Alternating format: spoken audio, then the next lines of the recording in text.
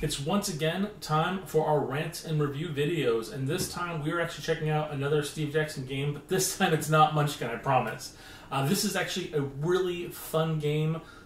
We actually play this pretty regularly because it's super enjoyable, and it does still have a lot of that kind of like role-playing aspects to it, but in a very kind of low-key way. Additionally, it does kind of follow the 3 dice GURPS roll system, so let's just jump into it. It's Ninja Burger. The general idea is that you are ninjas that work for a fast food company, and your goal is to deliver food. And because of how skilled you are, you're usually known for delivering food in hard-to-deliver areas. So to start it off, we'll just open up the box.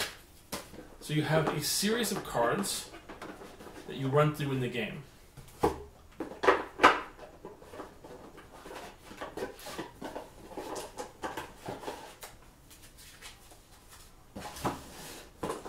And then, of course, you have the 3 dice that you're rolling.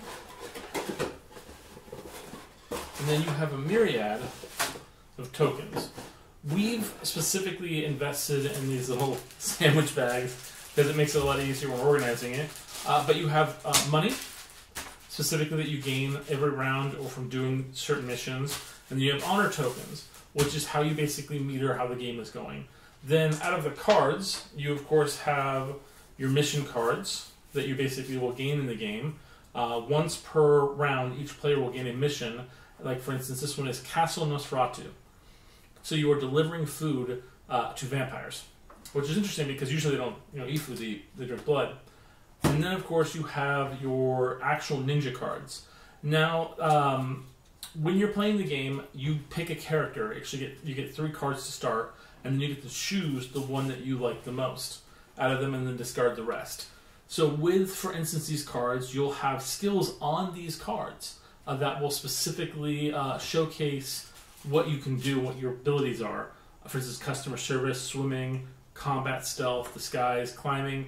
And so as you see here on this mission card, we have like animals or combat and climbing. So for instance, for animals or combat, you can choose if you have both. If you don't, it's going to be on other stuff if it's not on your card. So for here, other stuff is 11 and combat is 12. So I can choose between those two. If I have items that might increase my score, I might choose one versus the other. But clearly I would choose combat, and then I would take the 3 dice. And I have to roll at or below 12 on 3 dice. So this right here was 4, 4, and 3. So that puts me at 11. So I hit it. So now I go into the next assignment, which is going to be, I have to get climbing. So on climbing here, I have an 8, which is going to be very difficult. So you roll the dice, and unfortunately, I didn't hit it. I got 12. So I would have failed that mission, and I get the fail conditions. Success, I would have gained an honor. Failure, I get to choose to either give away $200 or lose an honor. So I mean, it's the way the game works is you're running through these missions. Every round you get a mission, you're getting honor back and forth, and the game ends by either someone getting so much honor that they automatically win, or the whole table getting a lot of honor, so your manager gets promoted, or everyone gets so low honor on the whole entire table combined that the manager gets killed, and then the highest honored player at the table becomes the new manager.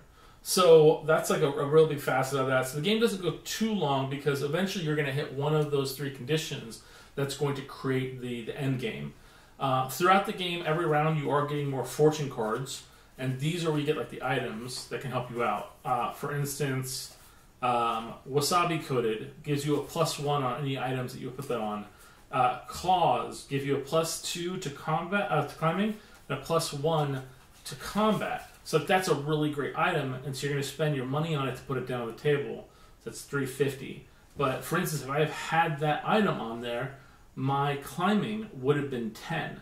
Still not enough to have been able to win that roll, but very helpful. There are a couple other things about the game I'm not going to bore you guys with. It's not that difficult to kind of jump into it, but like the way the rounds kind of work. But this is a really fast-paced, fun game.